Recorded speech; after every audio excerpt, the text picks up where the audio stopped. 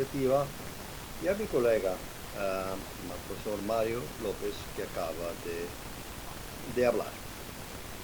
Yo soy un sociólogo y yo pienso que ningún demócrata del mundo puede estar en desacuerdo con lo que el profesor Mario López acaba de decir. Ese es el mensaje de esperanza que todos necesitamos para Colombia, todos los clamamos, ¿no? Y por eso yo me voy como sociólogo a centrar en las dificultades. Como ustedes saben, trabajo en Colombia desde los 90 y ahora soy miembro del Consejo Asesor de la Comisión de la Verdad. Con mucho gusto. Y he colaborado bastante con la JEP.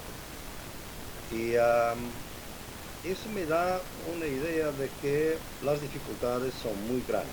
Yo quería sentarme en eso y decirles que no me especializo. Es un sentido de las dificultades que hay que enfrentar si queremos una paz duradera, como el profesor acaba de hablar. Los pueblos indígenas tienen un concepto de muerte que nos interesa mucho acá.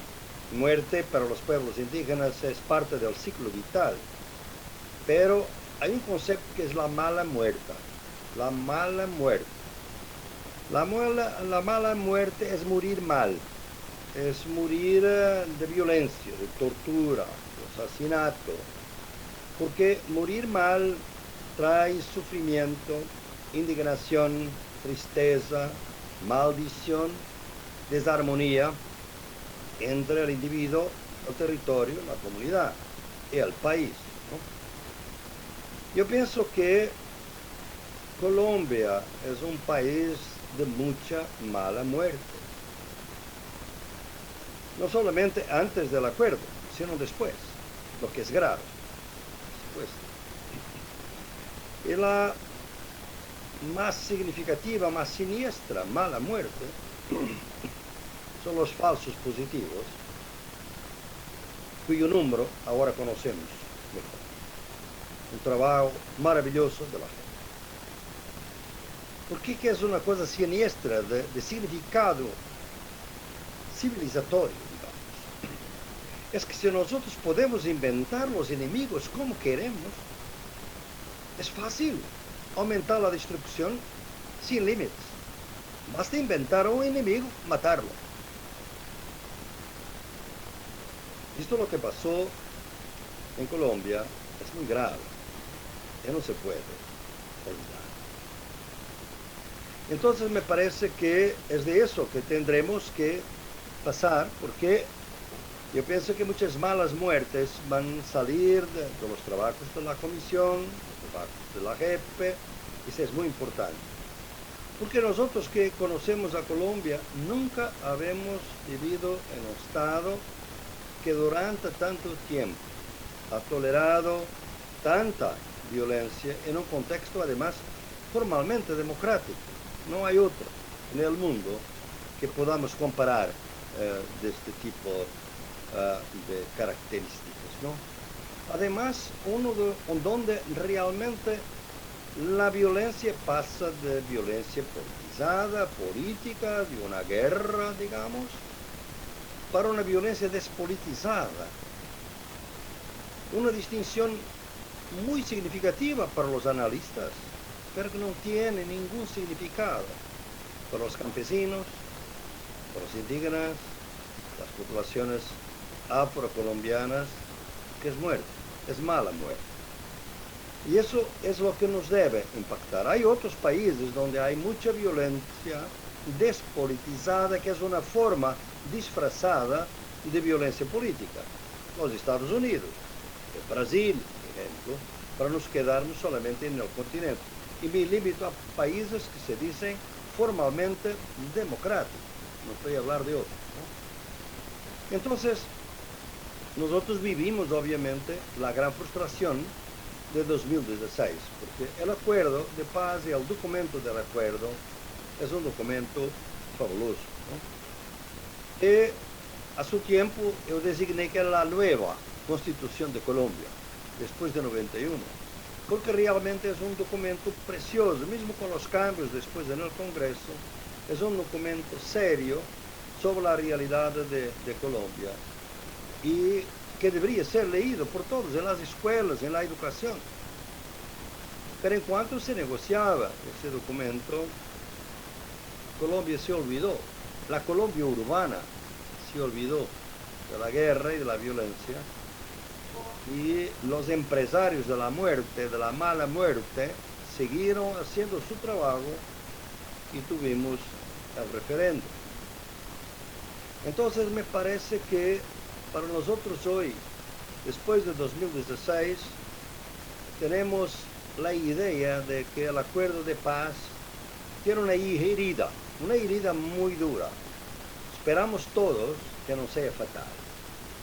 Y cuando vemos los números que salen de las estadísticas, que además son hoy en día una banalización del horror, de la muerte, de la mala muerte, porque decimos 6.000 falsos positivos, y si fueron 5.000, y si fueron 7.000, no hace diferencia. La estadística es también un arma de indiferencia. Nosotros nos quedamos con los números, ¿no? Pero los que han perdido sus familias, sus familiares, sus entes queridos, no, es muy fuerte.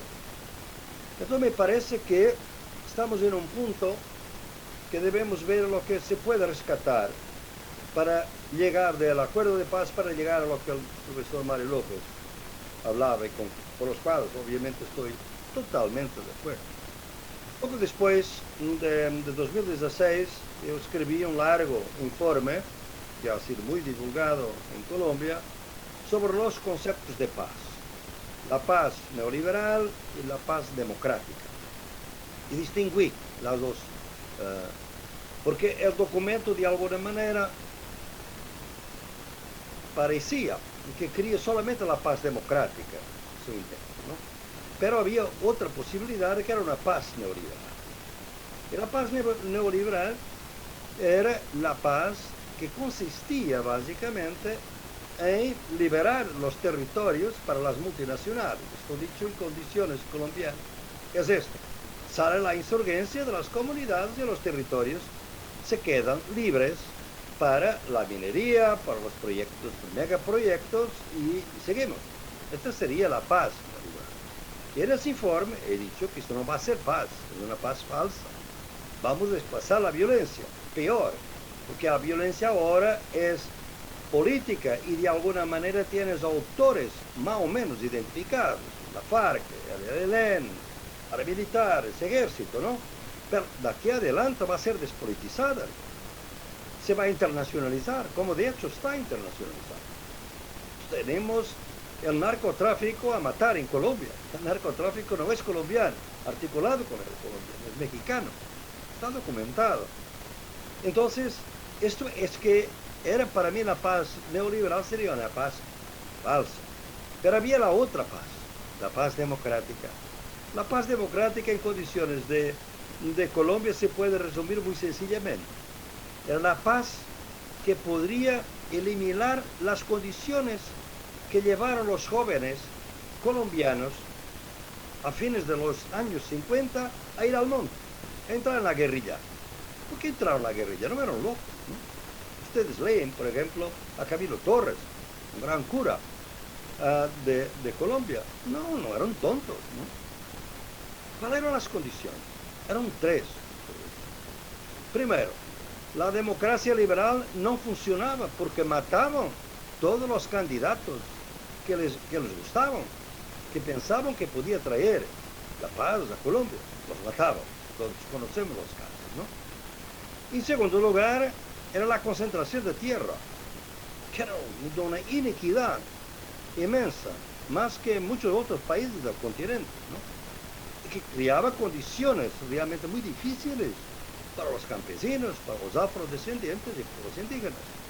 Y en tercer lugar, era el racismo, era este prejuicio colonial que se siguió después de las independencias, que las élites colombianas tienen un desprecio colonial, de degradación ontológica, por los campesinos, por los indígenas, por los afrodescendientes, porque son gente inferior.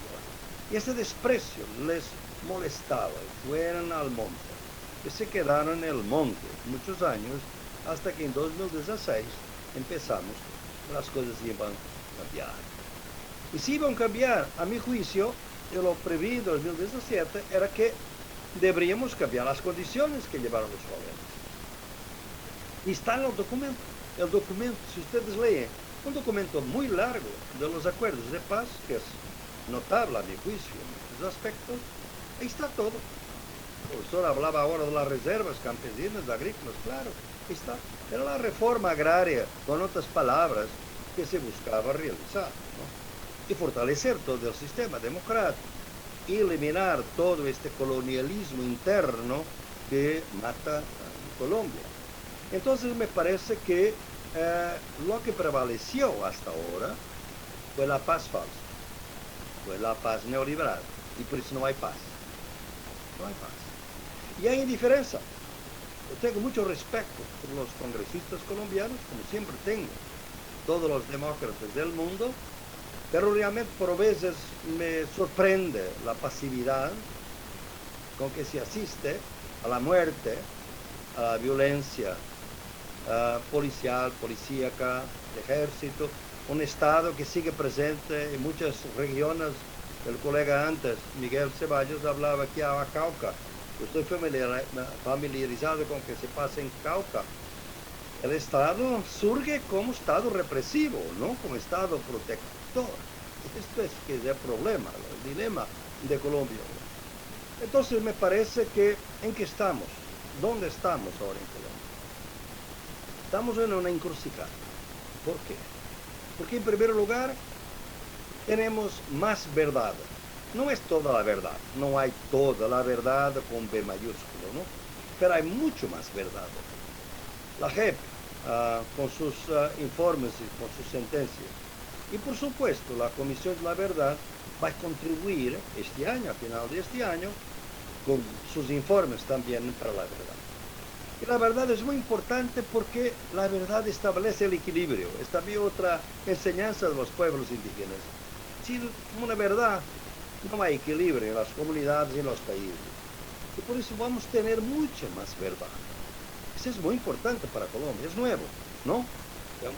Veo, por ejemplo, toda la repercusión pública, no política, sino pública, de los números de los falsos positivos. La verdad tiene importancia en este caso, pero no basta. ¿Qué es necesario más? Antes de más, es necesario otra justicia. Hablamos de la justicia especial de paz, hablamos de la justicia ordinaria. Yo trabajo bastante con la Corte Constitucional y la Corte Suprema, he estado con ellos en varias lives este año, varias transmisiones en vivo, y obviamente comparto sus luchas. Pero les he dicho que la justicia ordinaria de Colombia es una de las más ineficaces del mundo, porque realmente no reprime la violencia, no llega a poder investigar, y mucho menos a condenar. Y por eso las cárceles no tienen los victimarios de la violencia en Colombia.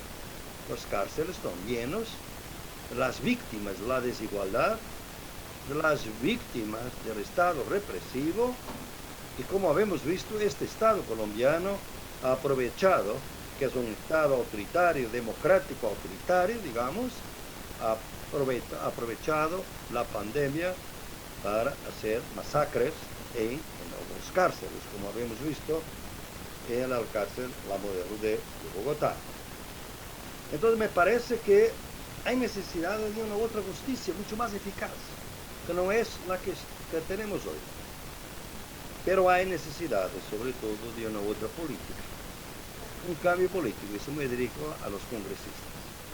Porque lo que a cualquier observador internacional ocurre de inmediato cuando vemos lo que pasó, sobre todo después de 2018, es que no hay voluntad política para hacer cumplir los acuerdos. No hay. Y por eso tendremos que tener un concepto que democracia, yo he escrito muchas veces que las sociedades son políticamente democráticas y socialmente fascistas. Yo pienso que Colombia es un caso muy típico de esta dicotomía. Y por eso hay un Estado profundo que es fascista, que no está regulado por la democracia. Y de alguna manera ese Estado profundo comanda el Estado formalmente democrático de superficie. Por eso, para entender Colombia hay que entender los dos estados, que no son paralelos. El Estado profundo está muy metido en el Estado superficial, muchísimo, interconectado, ¿no? Y eso es que es lo mal, y por eso los congresistas democráticos, verdaderamente comprometidos con la democracia, tienen que pensar que es necesario reformar el sistema político para que podamos tener ese límite. No estoy diciendo que se puede eliminar de un día al otro el Estado profundo de Colombia, no es posible, pero se pueda minimizar un poco su eficacia, que ha sido siempre grande, pero ahora es todavía más grande. Todavía más grande. Está de alguna manera boicoteando el acuerdo de paz. Eso es lo que tenemos. Su voluntad es boicotear, ¿no? Entonces,